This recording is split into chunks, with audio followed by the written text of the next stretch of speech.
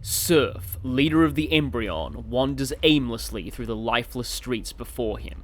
In the junkyard, his tribe fought a gruesome war, hoping the light of heaven would relieve their suffering. In the end, Surf's world vanished, along with the comrades who stood by him. All that awaited him in Nirvana were the endless streets littered with the silent remains of human statues. The Promised Land was nothing but a new hell. Another world, it may lay away. I don't wanna go. You're right by my side. Even if I see a city of darkness, I miss you and dream. Take you in sunshine. 影は落ちる僕の足元に乾いた街に空に飲まれたこの星の定めから君のための光探している Another world, it may lay away. I don't wanna go. You're right by my side. Even if I see a city of darkness, I miss you and dream. Take you in sunshine. 生きてゆくこの世界で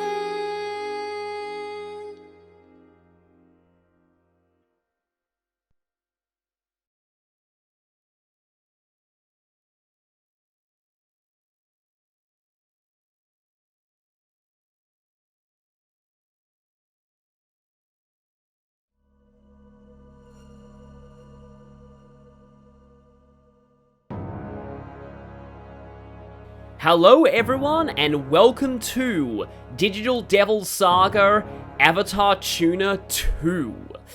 Less of a sequel and more of a continuation, the second half of Digital Devil Saga. But it does make several refinements to the gameplay that I will be covering as we get to them.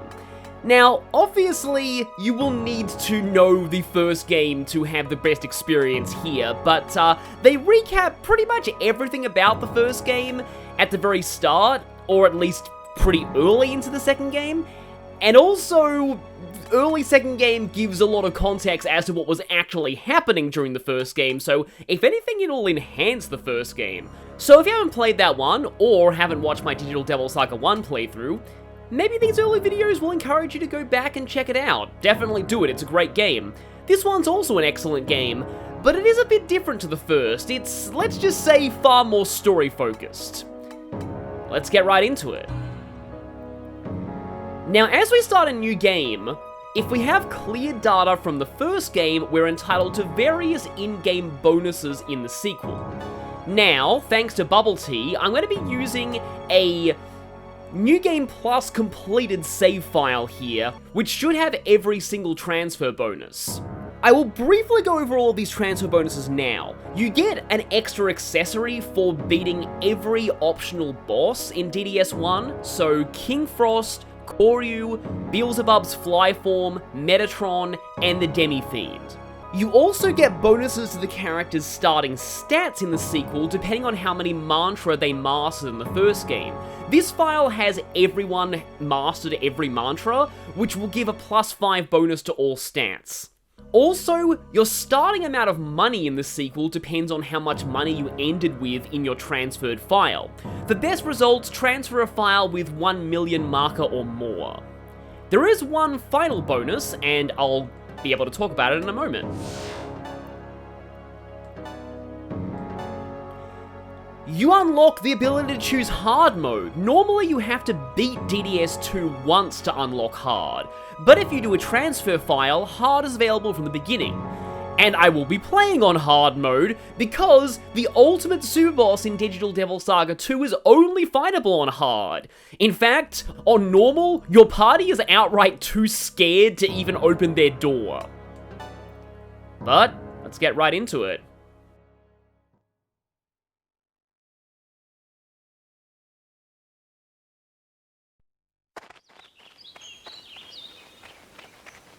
Argila! Wait for me! Careful, guys. Hey, Heat. Don't run too fast, okay? Oh, come on! Surf and Sarah are way ahead of us!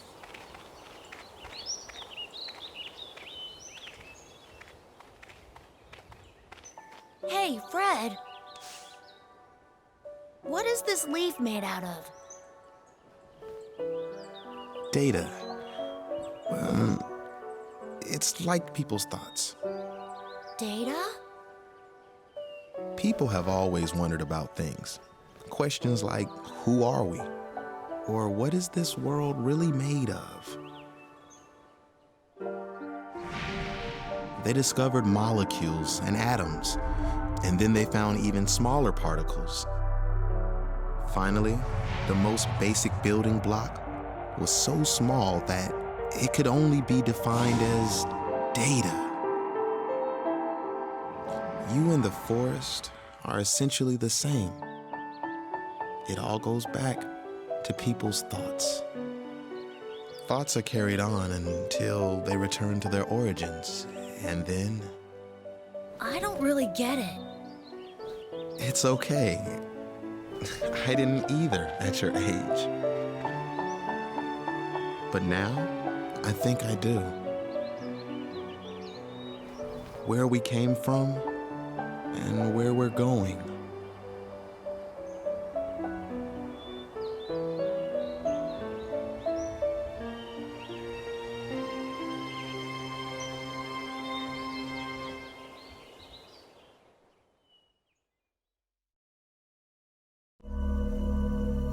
The world set on the verge of death.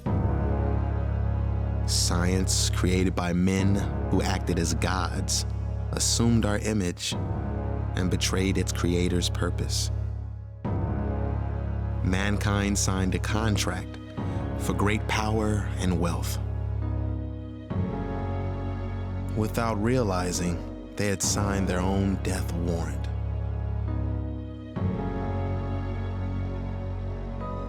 I suppose it couldn't be helped, with people wasting their minds on drinking and worse.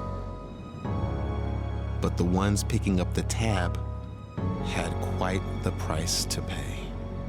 Needless to say, it was a lot more serious than paying off the barkeeper. The blazing black sun, ruins and wastelands stretching as far as the eye could see, plants withered from the corrupt data of the sunlight. And people turned to stone, trapped forever between life and death. The survivors were forced underground, far away from their old lives.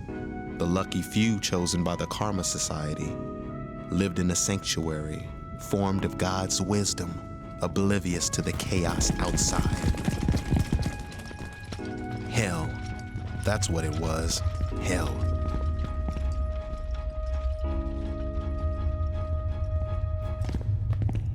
Find them? No, sir. Alpha team, begin a search to the south. Someone's gonna be here. Keep looking. You men, follow me. Roger. But they lived through a hell far worse than that.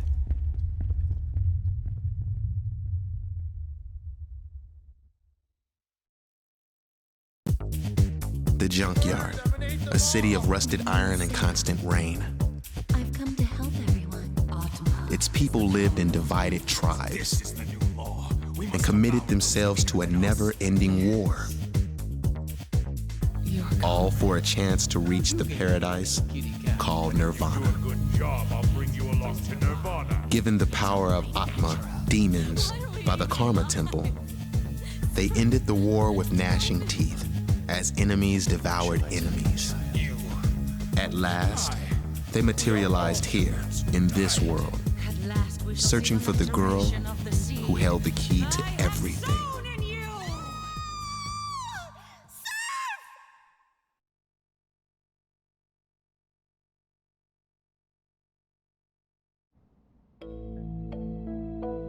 So, you're saying this dump is supposed to be Nirvana?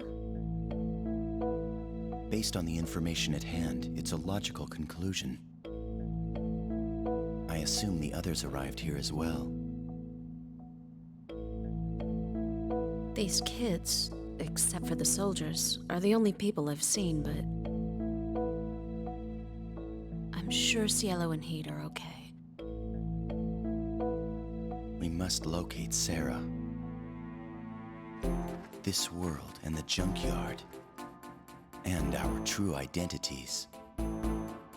Sarah has answers. We'll have to take care of those guys outside first. Who are they, anyway? They just attacked without warning.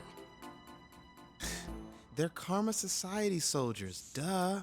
Society? Don't you know anything? The soldiers come from Karma City to, hunt other humans. They hunt? That's right, for food. Those bastards can turn into demons. They eat whoever they can get their hands on. And the Black Sun? The statues? Are those related to the Karma Society as well?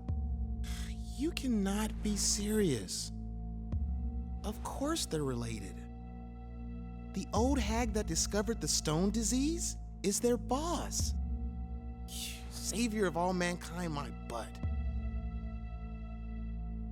Our logical destination should be Karma City. No way! You're gonna get killed! They may have captured our comrades. So we're in the same boat, aren't we? Do you know of a route to the city? Sorry, I don't. But I know a guy who does. He's kind of a loser, though. So... May we meet him? In return, we will help you rescue your comrades. If this is a trick, you'll regret it. I don't trust you adults. I thought you were fighting against the society. We are making this agreement as warriors. Why would a warrior's age be relevant? Warriors, huh? Okay. It's a deal then. All right, I'll take you guys to Roland.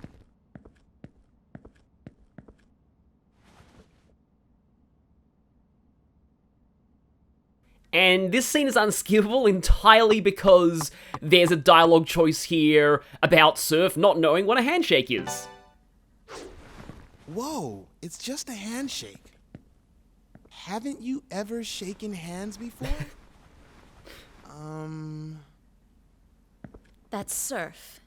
He's the leader of our tribe. I'm Argilla. Mr. Personality here is Gale. Okay then. Come on, follow me, Surf.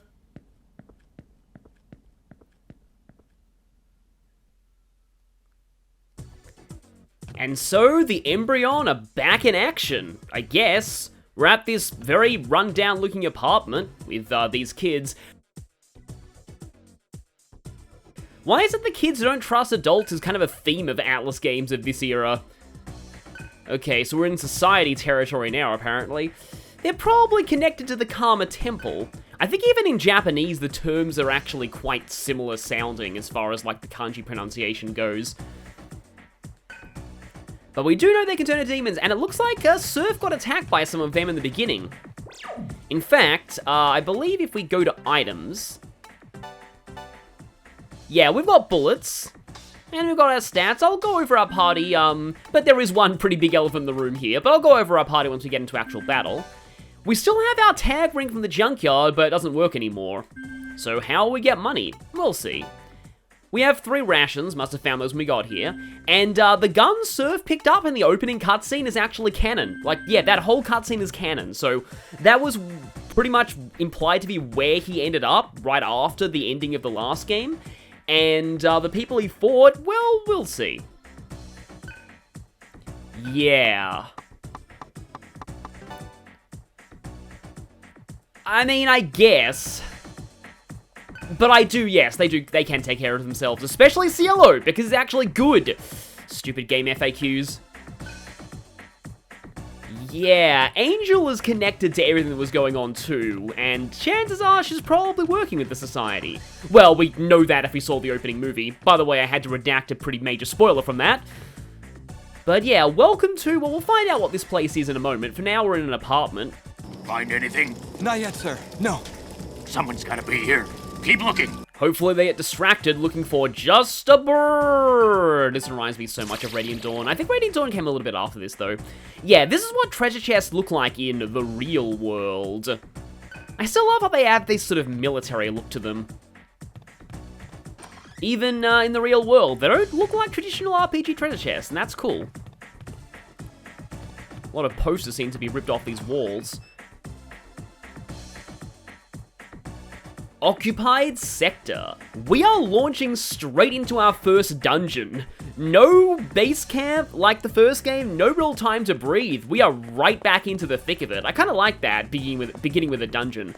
A lot of RPGs these days are pretty eager to get into the action, but few of them outright begin on a dungeon like this. Usually they only begin with a preview of a dungeon like Persona 5 that you don't get to fully explore. There's no real point to exploring the entire map, but I'm just doing it here anyway. You might also notice the music has much more of a techno vibe to it than the more rock style of the first game.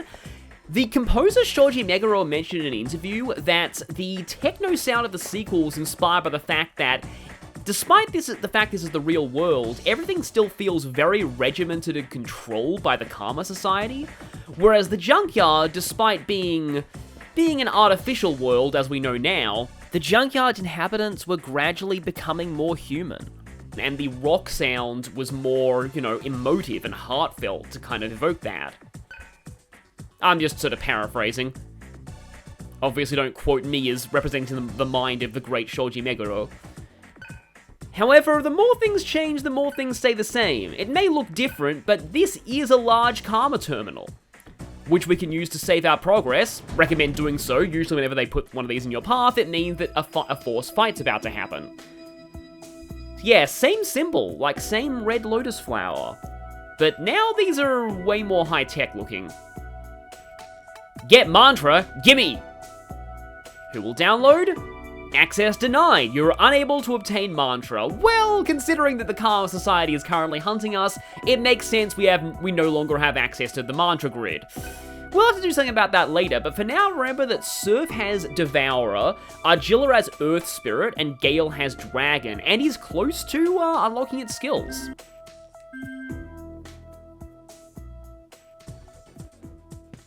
Now that's done, let's move. Because we're about to be introduced to, well, our obligatory battle tutorial.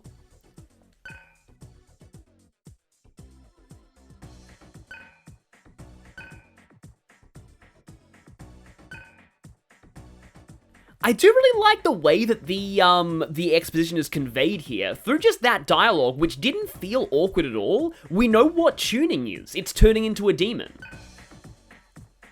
And that's where the game's subtitle comes from, Avatar Tuner. Also, Gale's dialogue here is incredible.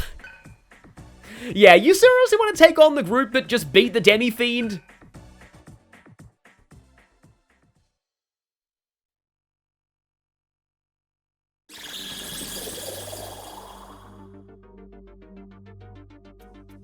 Oh no, it's some very low poly Andrusses.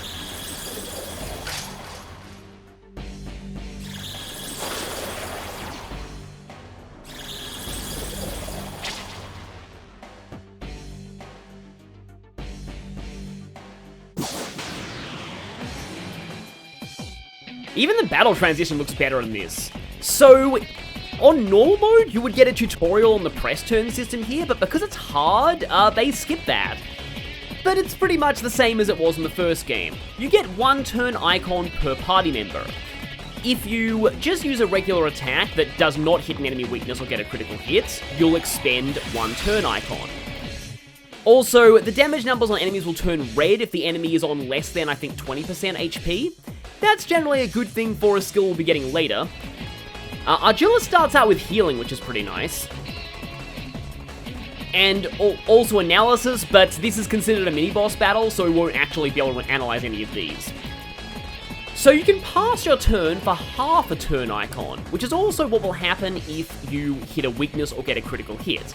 So you can end up acting up to 6 times in a single turn if you hit enemy weaknesses efficiently or make use of passing. So Gale has Mad Rush for random physical damage to everyone. I love the helicopter legs. And despite this being hard mode, the enemies early on are going to go down pretty quick because I have +5 to all my stats thanks to the transfer. And Surf is a fully customizable protagonist, which means that whenever he levels up, you can choose where to put his stats. And just like the first game, I'm pretty much going to go all in on magic. It's basically broken. It'll make Surf both an excellent fighter and a healer. Also, very sorry you had to witness that, random boy. Don't worry though, we use our brutal powers for... Wow, I just realized we're basically Venom. I don't really agree with Marvel making Venom into an anti-hero, but we're kind of that now. The parallels will kind of become even more obvious in a moment, but yeah, that doorway is blocked, so let's head through here. Strong presence behind the door. Yes, strong presence. Actually, wait, before we go through, let's talk about our party for a moment. So, let's go to status. Surf is our main character. His form is Varna, a river god from Hindu mythology. He is strong against ice and weak against fire. These are innate, resistances that his demon form has. We can only change those by equipping certain skills that we won't be getting for a long time. He starts out with Bufu and Void Ice, a shield skill, which will block ice attacks on the party for 1 turn. In terms of his role, he can be whatever you want him to be, but I like to make him a magical nuke. Argilla is strong against earth and weak to force. She is, her Atma avatar or demon form is Prithivi, who is a mother earth goddess in Hindu mythology. And yes, she really does have mouths there. She starts out with healing, status curing, and analyze in DDS 2, and will eventually learn earth skills. That's kind of meant to be her specialty, but you can make her go in whatever you want. She is primarily a magic user, and her magic is even better in this game than it was in the first one. Finally, we have Gale. Gale has kind of taken over Heat's role as the obligatory physical attacker at this point. His Atma avatar is Vayu, a sky god from Hindu mythology. Strong against force, weak against electricity. Yes, wind is called force in most Shin Megami Tensei games, for those who don't know. And he starts out with 2 purely physical skills, which are fueled by HP in this game. Yes, you have incredible pirouetting skills, Gale, we all know that. His stats tend to be skewed towards both strength and magic, but he's a great all-rounder with good stats in basically everything but luck, and having low luck is an advantage sometimes, so you can't really go wrong with any build on Gale, which is why it's very nice that he's in the party from the beginning this time.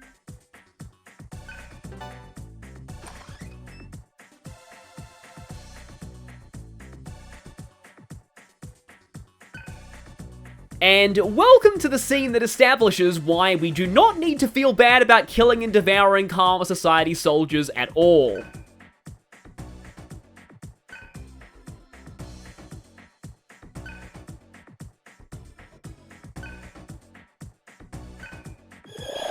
Now it's time to find out just how strong these ghosts really are.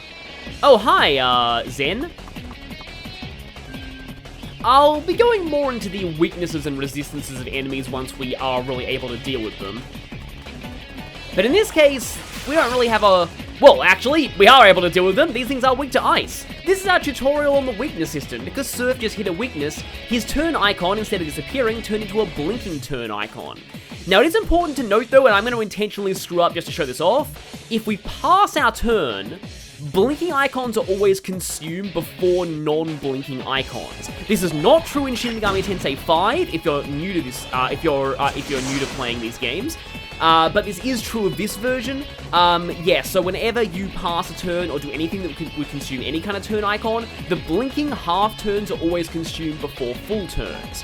However, Gale also unwittingly demonstrated another facet of the press turn system that I needed to explain anyway, so thank you, Gale. If you miss or hit an enemy immunity, you lose 2 turn icons. If you hit a repel or a drain, you lose all your turn icons. So, from his mantra, Gale learned Zahn and Void Force. Also, Argilla leveled up. Party members do have a random chance of approaching you and giving you items after leveling up. Destun, that's alright. No, we're not a monster, we're a lethal protector. I cannot believe I only just realized the Venom parallels.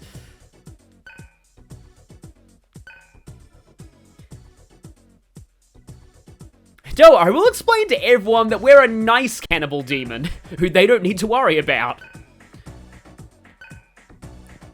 I like how that bed's been tipped over to make a makeshift barricade. Just nice little subtle environmental storytelling here. However, in order to actually use the skills Gale just learned, we need to set them.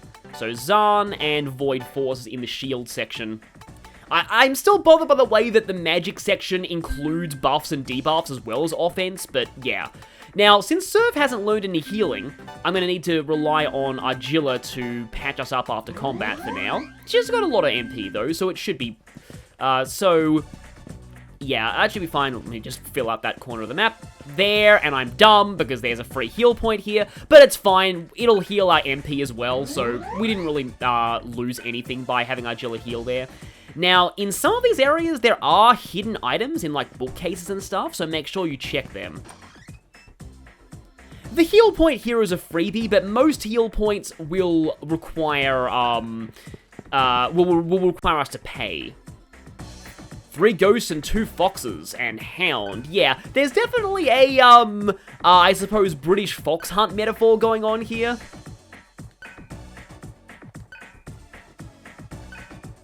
But they don't have any idea what the term embryon means. So here we have Bugaboo and Kelpie. So Bugaboo is actually an ice user, which means I'm going to go ahead and set up Void Ice here.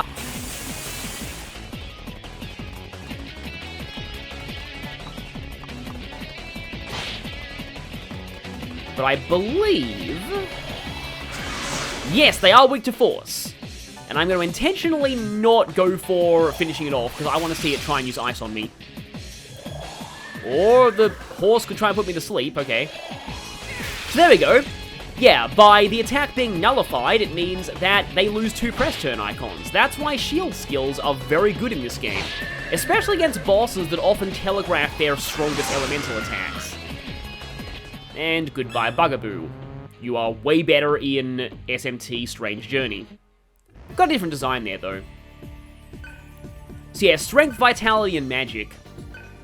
It's actually kind of funny because if you've transferred a file with a maxed out mantra grid from the first game, even though it's hard mode, this place is actually pretty easy.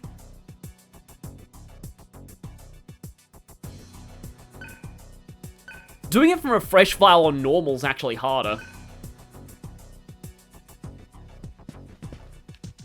And now we're on the other side of this fence. And now, from this point on, random encounters will show up. So we know that these guys are weak to ice. Let's go ahead and use that. Unfortunately, we don't have really that much in the way of good multi-target skills right now. However, now that these aren't mini-bosses anymore, I can go ahead and analyze them. So Zen is strong against Force and Earth, weak to Gun and Ice. Actually, maybe we do have some good area skills, because if I transform Gale... yeah, you can revert to human form at the cost of 1 press turn. In human form, you get to use your gun. We also have access to the wind shot combo, but let's not do that because I believe they are strong against that. We're not going to get to use Gale's gun, though, unfortunately. Especially since next turn Surf will just kill it, but, well, I can just double pass to show this off. Okay, enemies sometimes become frightened if they've been hit by their weakness or a critical hit. We can't really do much with frightened status right now, but remember that for later. Double level. And Galen needs 2 more experience for his next level. Yeah, so typically Argilla is meant to have more health, more magic than Surf right now, but we're going with the crazy magic nuke Surf build. We're talking about demon lore once we encounter some more, because believe me, we'll be getting some more random encounters as we go through this place. A lot more random encounters. Now, if you'll excuse me, I'll need to just check my map of this area. Okay, so yeah, there's just a chest up here. However, there is an encounter before that.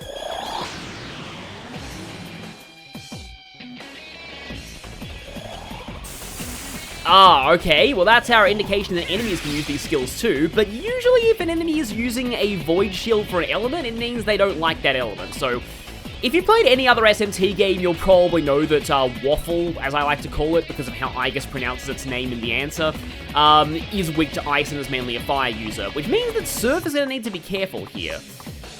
And yeah, Surf is kinda not in a good position at this point. However, they don't really have any Void Shield for Force right now. Also, the Waffles are pretty flimsy anyway. Void Ice is still up though, even though the Waffle is dead. That sounds very weird. It's also weird how Bugaboos look like they're holding their crotch when they're on low health. Now, that is a surprisingly epic line from Gale there. Revival B this early is pretty nice though. Not a lot of opportunities to grab those. Okay, speaking of which, well, I guess that's an opportunity to grab those. You'll definitely want that, because there's no shops right now, we don't really have any money. And we don't have any revival skills, so that's our only way to revive people. I do like the way they swing their kind of two-handed claymores. Also, it's kind of silly the way that they pull on their hair to cast spells. Feels like something like an action figure would do, like the kind of thing you have as a kid. Epic spellcasting action, just pull hair. But anyway, Bugaboo. It's another name for the bogeyman. It's typically, I think, from European folklore. It's just a kind of evil spirit, similar to a bugbear. Bugaboo is strong against ice and weak to force and uses a lot of ice skills. Also looks kind of ugly up close. The thing about Bugaboo is that this is one of the only games to have a fully 3D model Bugaboo.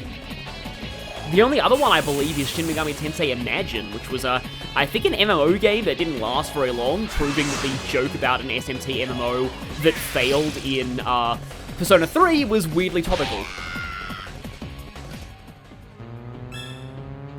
Of course, as I mentioned earlier, if you played Shin Megami Tensei Strange Journey, you will probably be familiar with Bugaboo. It has a different design in that game, but it has far more plot significance. Also, there's a small Karma terminal here. Small Karma terminals are, you can only teleport from small ones to large ones, but not the other way around. So, teleporting from a small one is one way. You can also get Mantra here, if we had clearance, but mainly you want to save. And now, let's get moving! I will never stop quoting Sonic 06 Shadow with that.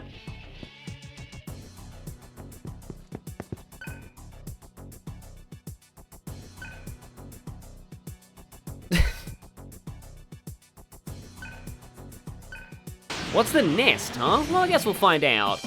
Oh boy, this. So, this is a regular Karma Society soldier in human form. They suck. They will appear in regular encounters throughout almost the whole game, and, well, we're probably not going to see exactly why they suck here, but just take my word for it, they suck for a very specific reason. Yeah, he's not dead, because he's going to transform right now. So if they transform, then you don't need to worry about the reason why they're a pain. So this is Pabilsarg. Pabilsarg appeared in Persona Q as a usable Persona, but I don't think it's in many other Persona games, and it's not in many of the 3D SMT games either. Fairly strong, too. And I believe it's weak to an element that I don't actually have right now. You probably can grind a little bit to have this element on Argilla. It's Earth, spoilers. before that fight, but it's fine. It's generally not that bad. I will talk more about Pabilsarg once it starts showing up as a regular encounter, which it will. But yes, we've been hit with the classic RPG trope of the sequel level resets. The thing is, also, I do not comprehend, count +1, but the thing is, this is one of the rare cases where I feel like it's justified, because we are no longer junkyard beings now, we're now in actual bodies, and that means that, you know, it's gonna take a bit of getting used to the situation. I believe the whole, like, exactly how we got into physical bodies was better explained in Yu Godai's original novelization, Quantum Devil Saga. There was some kind of artificial body that Surf ended up hijacking in that. I seem to remember that's what happened. Okay, so right here, as is fairly typical of early RPG dungeons, there's one path that's nothing except just some items. I do like how there's like a little desk there and a lamp, and honestly, this actually reminds me of like real like World War era bunkers. Read it? Huh, okay. Timmy's journal, April 5. I went outside tonight to see my mum and dad again. It looks like when they turned to stone, my dad was trying to protect my mom. His head was shattered, but I can still tell that it's him. Ugh. I'm gonna find the pieces of his head and put him back together. Well, that's dark. Monitor. Yeah, we wouldn't want to know what a TV is. Also, it looks like there's a lot of alcohol here. And here we get rations. So yeah, this is why you want to examine these little rooms. But yeah, that reminds me of, there was a moment in one of the Critical Role campaigns where they accidentally cast, they restored an NPC from petrification, but forgot to put his arm back on before doing it. And that was, that did not go well.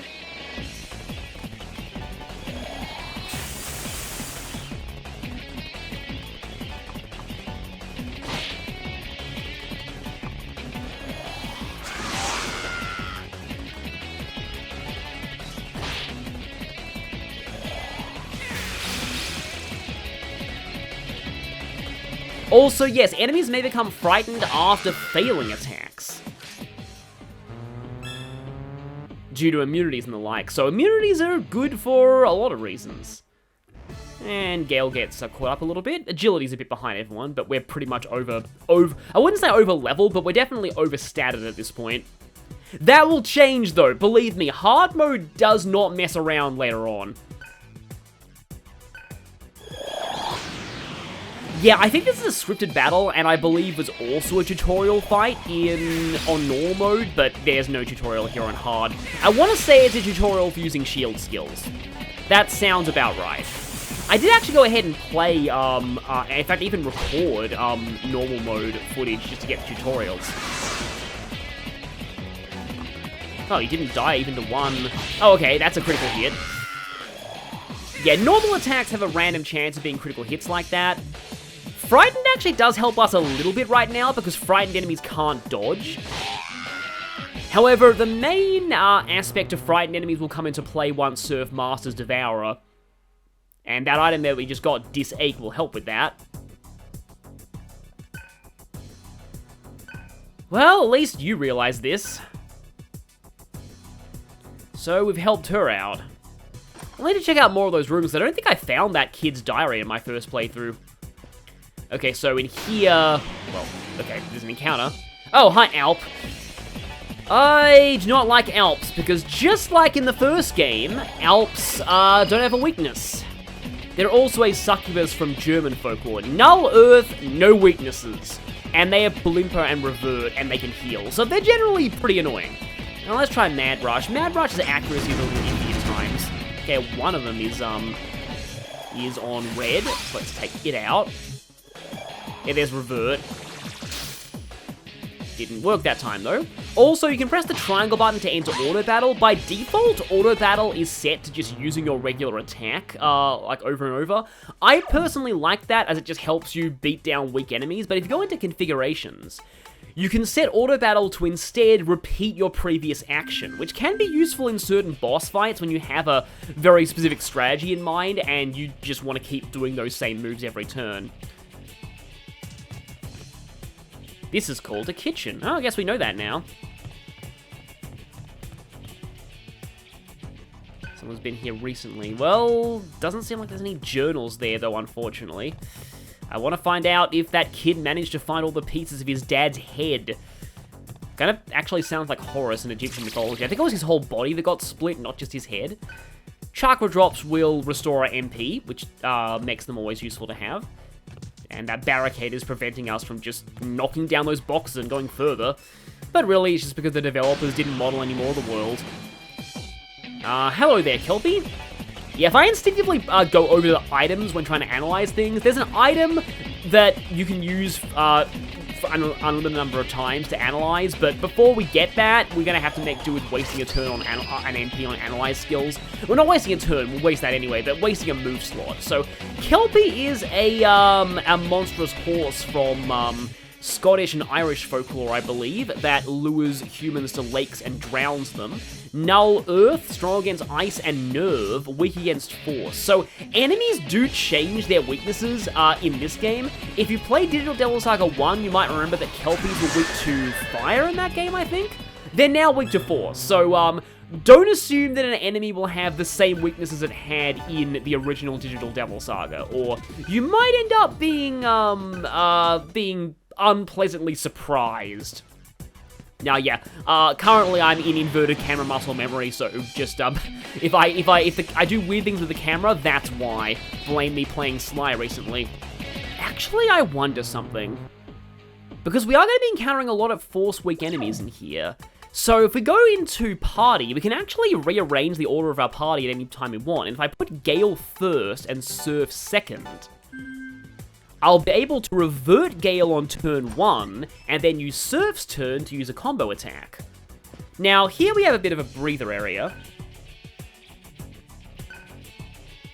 Well, I guess it wouldn't hurt to see the sun again. Seeing the sun, though, just makes me think of Untailed the musical. There's so many lyrics in that about seeing the sun again.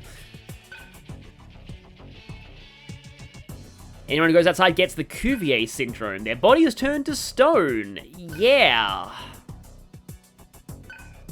Were you the one who wrote that journal? Currently, our name is just Fred's friend. So Argilla woke up onto the ground, Surf and Gale were on the surface, but we have a free heal point here to use.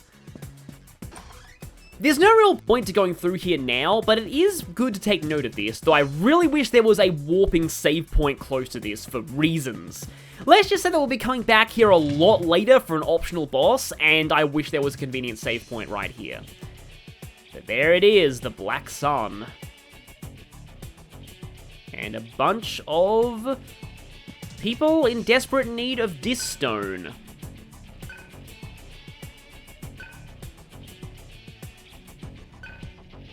Yeah, and the rain was literally made of dead people. So demons seem to be immune to the harsh rays of the sun, aka, you know, the Black Sun of Doom. And yes, that's what that attack in the first game was, the Black Sun combo skill. I referenced this all along. So body's falling apart. His head is missing. Body's falling apart. This one we can't even examine. A painful grimace scars his face. Head is missing, so either of those could be that boy's father. Also, yes, if you remember the opening movie, one of the people was frozen holding a gun to his own head. Definitely, you know, what implications there. I would assume that Dis Stone doesn't work on this particular kind of petrification. I think we can keep going a little bit. There will be another save point coming up soon. This is a message from Lord Nirgal. We await you in the... Wait, no, we know you're hiding nearby. Oh, great, they have hostages. Of course they do. Yeah, so once again, I'll talk more about this later, but it's basically like, the whole point of this sequence is just to make you really hate the Karma Society. Okay, there's actually no point to going around the other way. But going through this way gets you an encounter. Oh, nice! Freeze! So frozen enemies are automatically critical by physical attacks. However, hunt skills, which we'll see later, have very minimal effect on frozen enemies. Also, frozen enemies lose any physical immunities they had, so even if they repelled physical before, if you freeze them, they'll still take critical hits from physical attacks. So now let's go ahead and set Argilla's new skills. Terra, and okay. There isn't much with status ailments here, so let's go ahead and set Void Earth. Normally, I would remove Analyze, but I need Analyze just for, you know, showing the enemy's info in a Let's Play format. These things aren't actually any different from the Junkyard. Maybe they were replications of the real versions. Shot Shell. So in items, in ammo, we can equip a type of ammo for our characters, and since Gale's going to be the one using the gun combos in this dungeon, I'm going to be equipping that on him. It's not particularly strong right now, but it's okay. Dusty Book, let's see. July 15. I knew the Lokapala couldn't hold them back forever. The demons have broken through. The city's on fire and I can hear people screaming as the demons drag them away to God knows where. I have to make sure my daughter survives. They're outside my house right now. I can't give in to the fear. I can't run. All I have is a revolver and 3 bullets. I pushed her out the back door and told her to run. I hope she can make it to the next district. This is it. They're tearing at the door. I can smell them. Catherine, live on for me. And please don't become I was about to say something, but that would have been spoilers for the game. Catherine. Yeah, there's encounters even in here. Okay, well, at least this is a good time to show off Micronova. This is a combo skill. In Digital Devil Saga, combo skills require different party members to know certain skills. So in this game, Micronova is Zahn, Bufu, and Terra. It required Argy in the first game, but he's no longer a starting character. And this deals small, not so much moderate, actually light almighty damage to all enemies. It's actually the only light almighty attack in the game. It costs MP from every participant in the attack, though. And you might have noticed that our mantras didn't go up after that. So the party is implied to have a bit of a moral code. Also, there's an item here. Medical kit, that's actually really good. The party's implied to have a moral code against eating anything that is in human form. And that's why Karma Society soldiers suck. They show up in random encounters in every, area from now on. And, if you kill them before they transform, you don't get any AP. And since you want as much AP as possible to max out your mantras and learn skills, that is profoundly irritating. Karma Society soldiers will transform eventually, but you kind of have to just pass your turns over and over to actually make them do that. It's really unreliable, and usually you end up killing them before they transform, and then you don't eat them, so it's just kind of a pain. It's also a little weird that, Surf and Co. have no issues with eating things like succubus, which are human-looking demons, but they draw the line at eating actual humans. Okay, we're now into Occupied Sector B. We're actually pretty close to the end of this first dungeon, though.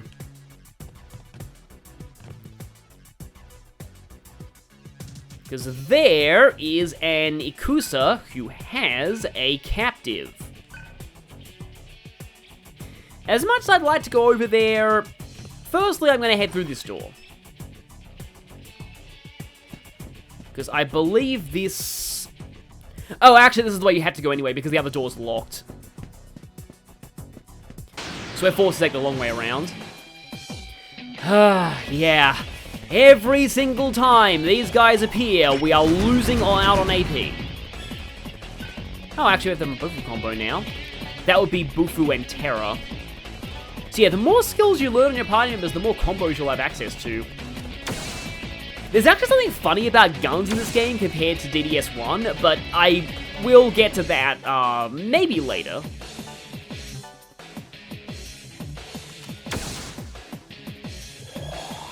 Oh, they can use items too.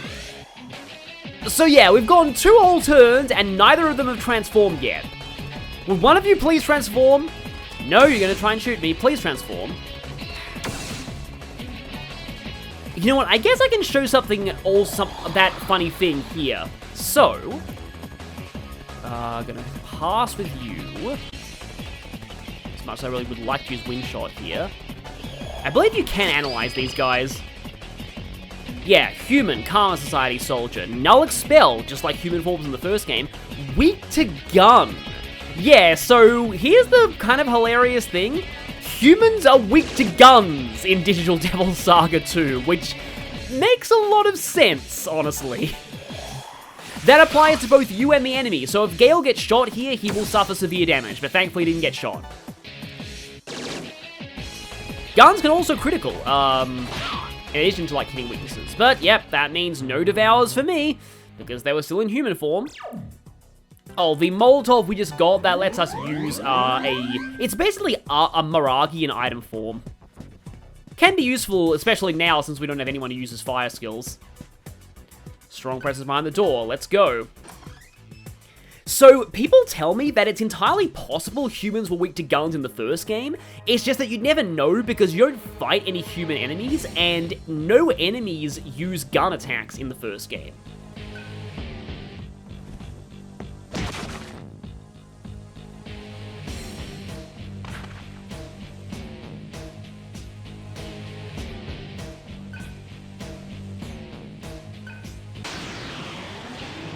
Well, I guess becoming tuners is hard in this world, but we have the pretty awesome mini-boss theme of DDS2. I love the battle themes in this game in general are incredible.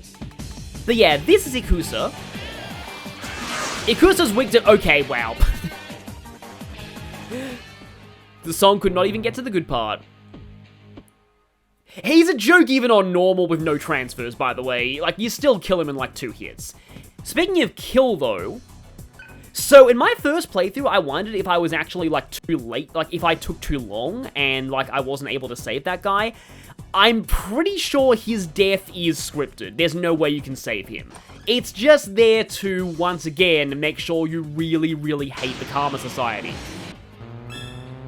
Yeah, Devourer takes a while to master.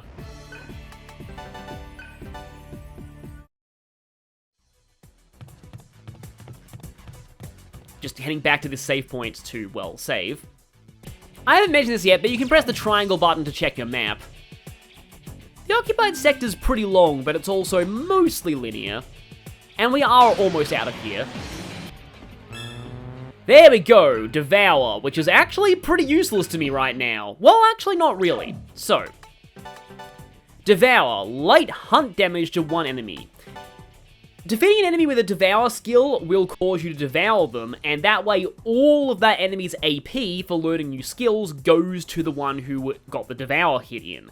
The problem is that Surf is now on a mastered mantra, so any more AP are going to be useless for him.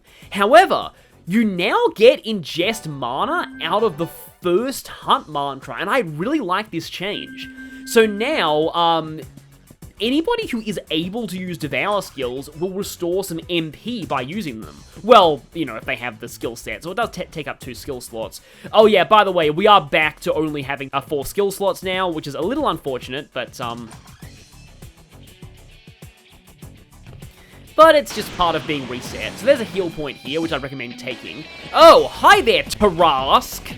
Yes, indeed, this is, again, I'm used to having, Argilla is last. Also, Argilla, I believe, is the one with this thing's weakness, though I think it's also weak to fire? No, it's not. I think it might have been weak to fire in the first game, then.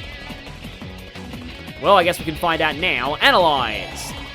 The Tarask is a dragon from French folklore, but it was made famous by Dungeons & Dragons. Yeah, only weak to earth, strong against ice and force. Which means, yeah, I don't really want to use Zahn here. Or don't really want to use ice here, but Surf has better magic. Sometimes when you pump Surf's magic up significantly, he'll do more damage with a resisted hit than other people will do with a weakness hit. He's that strong. But now he can actually show off Terror for the first time. I believe the Pabil Saga earlier would have been weak to this if we'd had it at the time. Surf already with a magic stat in like the 20s. And my muscle memory going to using Surf for Dia because, yeah, I'm used to that from the first one. It's been here recently, the dust hasn't settled on the shelves. Is there a diary here, though? But yeah, free heal point, which is nice because a boss is coming up. Also, some items. Ice Blasts. These will effectively cast Mabufu, so small ice damage to all enemies. This is called an alcohol bottle. Considering what we've been through in the junkyard, we probably would want to drink a lot right now.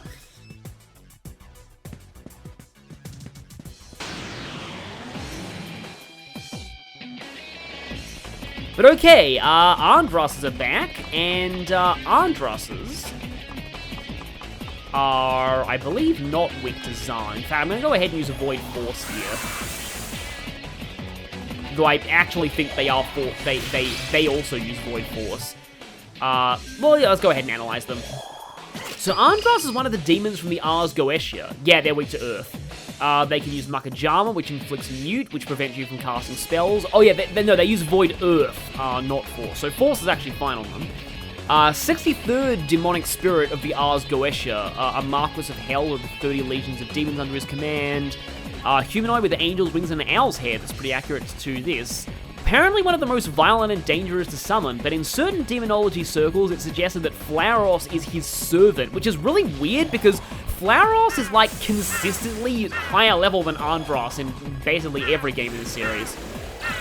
So HP Thief is an Almighty based, Almighty is like a non-element element in this game, so it's, generally speaking, nothing resists or is weak to Almighty. It'll affect everything. In most cases, the only way to be immune to Almighty is to be immune to damage, period. Although there actually are quite a few enemies that are resistant to Almighty in this game, mostly super bosses. They don't want you to cheese with just Almighty.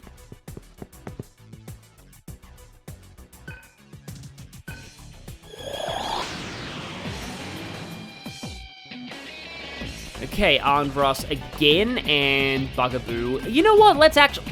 Or I could Micronova.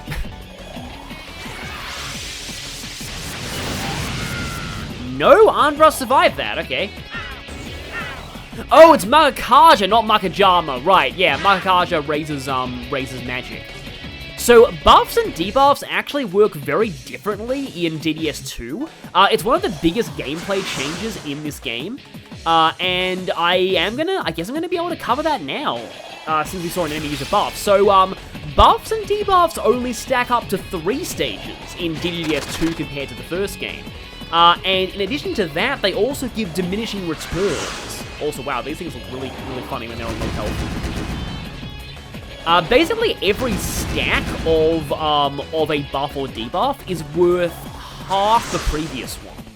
So I don't know off the top of my head exactly how much it is, but I think the first stack is like 33% increase or decrease, and then the next one is half of that, and the next one is half of that again. So, putting on 1 stack of Tsukukaja and 1 stack of Sukunda on the enemy is generally worth more than 2 stacks of Tsukukaja on yourself, or 2 stacks of Sukunda on the enemy. Okay, well, they were Karma Society soldiers. I was going to ask them how the Tarrasque had a medical kit, but that's probably, yeah, because it was a human soldier at one point. And now it has been om-nom-nommed by us. Okay, just a little more to go.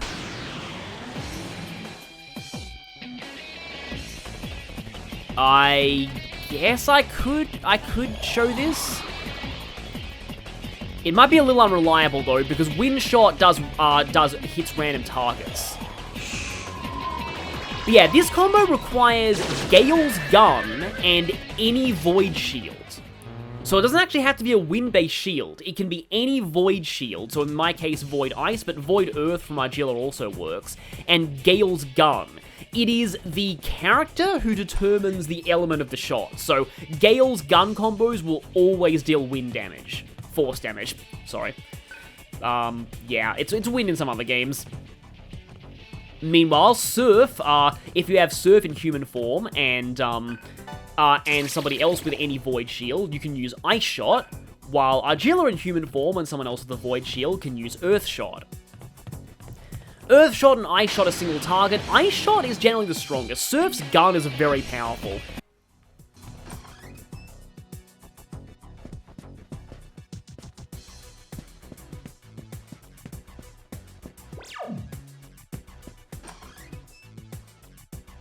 In here we have yet another one of these chests, just grabbing as many items as we can before the final confrontation of the occupied sector. Medical kits, I believe, heal the whole party. Yes, they do. So medical kits are especially at this point when 150 HP is basically a full heal. So medical kits, very useful right now.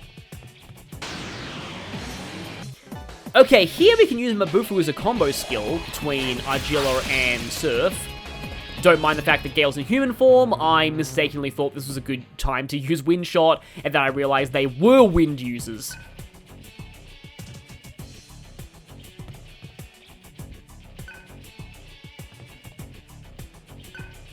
No readable journals in here. Though I'm sure comments will point out to me if I miss one.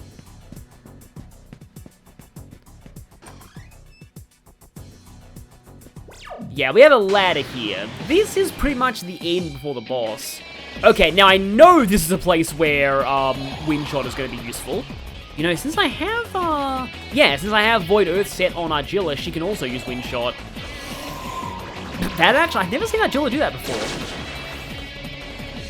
But yeah, did not actually kill both of them, unfortunately. And yeah, even with the upgraded ammo, Gale's gun is very weak. Oh boy, this is really bad. Yeah, again, don't underestimate hard mode. Even if at this point we hit enemies very hard, they do the same to us.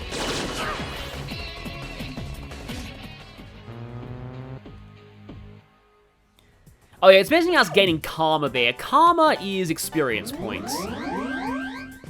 Also, that rotating thing at the top that currently says Min, so that is Solar Noise. Solar Noise actually has more effects in the sequel than it did in the first game, but I believe the first main effect of Solar Noise won't actually happen until the second dungeon. Okay, Surf's hit by Revert there, so he's now in human form. But yeah, his gun looks different. It is the gun from the opening movie. Yeah, I may have to start holding back and pumping a little bit of vitality just so that I don't completely wreck all of the bosses. Soma Drop. Soma Drop in this game fully restores HP and MP of one character. So, they also sell for a lot of money though, if you really need cash. And sometimes you need cash more than you do full heals. Because cash is what you use to buy new mantras that give you new skills. Or at least we would if we had access to the system. Hi, Tarask. Oh, that's not good. Oh, I missed its second attack, so now we're fine again. Also, look how much MP Surf has. So, yeah, just like in the first game, but if you're just coming to the second game and you don't know this, magic, like the reason why I'm pumping magic so much on Surf is because magic is a completely ridiculous stat in this game. It affects magic offense, magic defense. I probably should heal, should revive Argilla right now. It affects magic offense, magic defense, magic accuracy slightly, and MP. But with a massive magic stat, Surf will have so much MP, and once I get access to healing on him, he'll be able to keep the whole party topped up on health after basically every battle, with very negligible cost to his own MP. So, yes, Magic Surf build good. Magic Surf build very good. Up the ladder. And here we have a Karma terminal at the very end, because we're about to face the boss. Though I would kind of like more of us to be level 7 by then. Fortunately, there is still a door we haven't explored yet.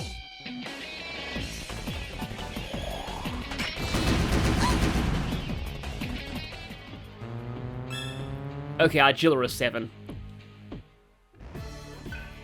But I would really like Gale to be 7 because Gale has the boss's weakness. But in here, we should have our last chest for the occupied sector, Revival Gem. That is a full revive to one ally. And we also have a 2 for the price of 1 chest. Sonic Stone. Actually very useful going into the boss fight, because, again, Force is the boss's weakness. Sonic Stone uses a Force attack on all enemies. Ah, Gale is on low MP, so I can't use Wind Shot here. And yeah, you'll see Gale here has 2 options for Wind Shot, one with Argilla, one with Surf. Let's use Surf because he has more MP.